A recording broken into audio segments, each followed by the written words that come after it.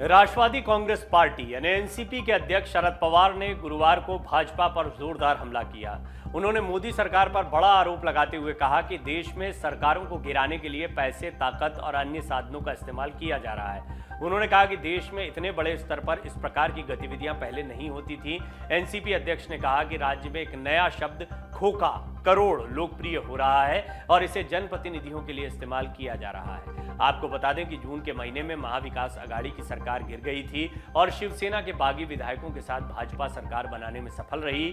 तब से ही शिवसेना और शिंदे गुट एक दूसरे पर हमलावर हैं। दोनों ही गुट खरीद फरोख्त के आरोप एक दूसरे पर लगाते रहे हैं। आपने देखा होगा कि हमला करते हुए खोखे शब्द का इस्तेमाल बार बार होता है और इस शब्द खोखा का इस्तेमाल ये आरोप लगाने के लिए किया जा रहा है कि विधायकों को पक्ष बदलने के लिए पैसे का आदान प्रदान किया गया था। गोवा में 8 कांग्रेसी विधायकों के भारतीय जनता पार्टी का दामन थामने और आम आदमी पार्टी द्वारा भाजपा पर पंजाब में विधायकों को खरीदने का प्रयास करने का आरोप लगाने के बाबत पूछे गए सवाल के जवाब में पवार ने कहा कि इस तरह की गतिविधियों से कर्नाटक और मध्य प्रदेश में सरकार बदल गई थी। एनसीपी चीफ ने कहा, महाराष्ट्र में 40-50 विधायकों ने पाला बदल लिया और सरकार बदल गई। मध्य प्रदेश में कमलनाथ की सरकार गिर गई और शिवराज सिंह चौहान फिर मुख्यमंत्री बन गए। पवार ने कहा, वो भाजपा यानी पैसे की ताकत और अन्य साधनों का इस्तेमाल स्थिर सरकारों को अस्थिर करने और अपनी इच्छा की सरकार बनाने के लिए कर रहे हैं। ये केंद्र में सत्तारूढ़ दल द्वारा शुरू किया गया नए तरह का कार्यक्रम है। ऑपरेशन लोटस के नाम से ये कार्यक्रम पहले भी विपक्ष के निशाने पर रहा है।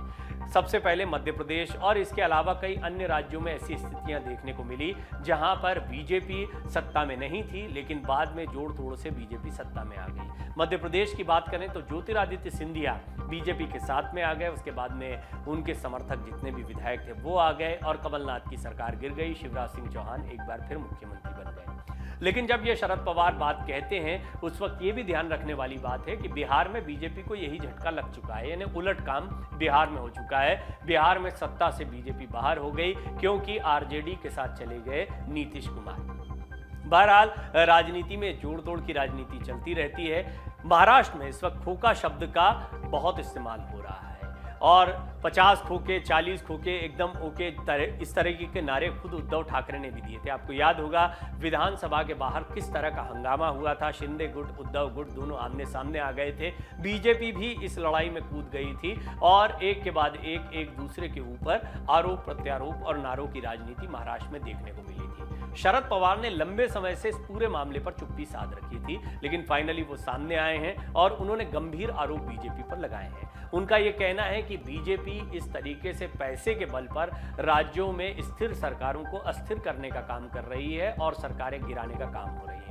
आपको याद होगा झारखंड में भी सरकार को बदलने के इसी तरह के आरोप लगे थे। ममता बनर्जी ने यह कहते हुए कि हमने इस डैमेज को कंट्रोल कर लिया और उन लोगों को पकड़ लिया जो लोग पैसा ले रहे थे। इस तरह की बातें जब सामने आई तो इससे ये स्पष्ट हो गया कि कहीं ना कहीं पैसे के लेन देन को विपक्ष एक बड़ा मुद्दा बीजेपी के खिलाफ बनाने जा रहा है। बहरहाल शरद पवार ने जब इस बात को रखा है तो औपचारिक तौर पर यह माना जा रहा है कि महाराष्ट्र की राजनीति में जिस तरीके से हिंदुत्व का मुद्दा बीजेपी की तरफ से, शिंदे गुट की तरफ से, राज ठाकरे की तरफ से उठाया जा रहा है, उसी तरह से खरीद फरोख्त के मुद्दे को विपक्ष एक बड़ा मुद्दा बनाएगा और बीजेपी की ये इमेज सामने रखने की कोशिश करेगा कि बीजेपी अपने पैसे के दम पर विधायकों की खरीद फरोख्त कर रहे हैं और सरकारों को अस्थिर करने का काम कर रहे हैं।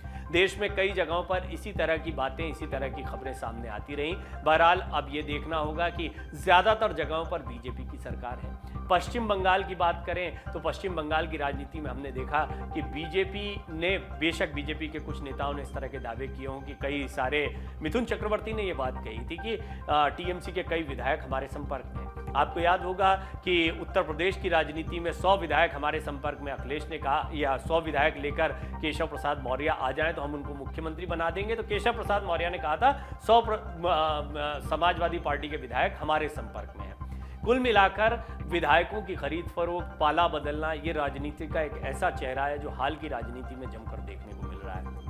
यहाँ पर सबसे ज्यादा ठगा हुआ आम आदमी, आम वोटर महसूस करता है जो अपने जनप्रतिनिधियों को चुनता है। उदाहरण के लिए महाराष्ट्र को ही लीजिए। लीजिए, महाराष्ट्र में शिवसेना बीजेपी गठबंधन को आम वोटर्स ने चुनकर सत्ता में बैठाया, पर्याप्त बहुमत दे दिया था, लेकिन इसके बावजूद शिवसेना अलग हो गई, महाविकास आघाड़ी में चली गई, यानी जिनके खिलाफ वोट किया था, जिनके साथ नहीं जाना चाहते थे, उनकी सरकार बन गई। लेकिन शिवसेना वहां पर बेशक छोटा दल थी, फिर भी सरकार बनाने में कामयाब हुई। अब शिवसेना में ही दो फाड़ हो गई और एक गुट ने बीजेपी के साथ जाकर सरकार बना ली। अब ये गुट आरोप लगा रहा है कि खरीद फरोख्त के जरिए इन विधायकों को बीजेपी ने खरीदा है। बहरहाल देखना होगा कि जनता के ऊपर इसका क्या इंप्रेशन जाता है, जनता इसको कैसे लेती है। ये सारी बयानबाजी एक ऐसे समय पर हो रही है जब बीएमसी चुनाव को लेकर तैयारियां चल रही हैं। बेशक खुद शरद पवार अपनी पार्टी की उठापटक से परेशान है। अजीत पवार हाल में नाराज हुए, एक मंच पर कार्यक्रम के दौरान उठकर चले गए, कई सवाल उठ रहे थे, इन सवालों के जवाब उन्होंने नहीं दिए, लेकिन बीजेपी के खिलाफ उनकी आगे की रणनीति क्या है इस बयान से उन्होंने स्पष्ट कर दिया। वो कह रहे हैं खोखा शब्द बड़ा प्रचलित हो रहा है और बीजेपी इस खोखे का या अपनी पैसे की ताकत का इस्तेमाल विधायकों की खरीद फरोख्त में कर रही है और स्थिर सरकारों को अस्थिर करने का काम कर रही है। डाउनलोड करें अमर उजाला ऐप और पाएं खबरें लगातार। अगर आप ये वीडियो YouTube पर देख रहे हैं तो हमारे चैनल को सब्सक्राइब करें और बेल आइकन को दबाना ना भूलें। अगर आप Facebook पर ये वीडियो देख रहे हैं तो हमारे पेज को लाइक करें।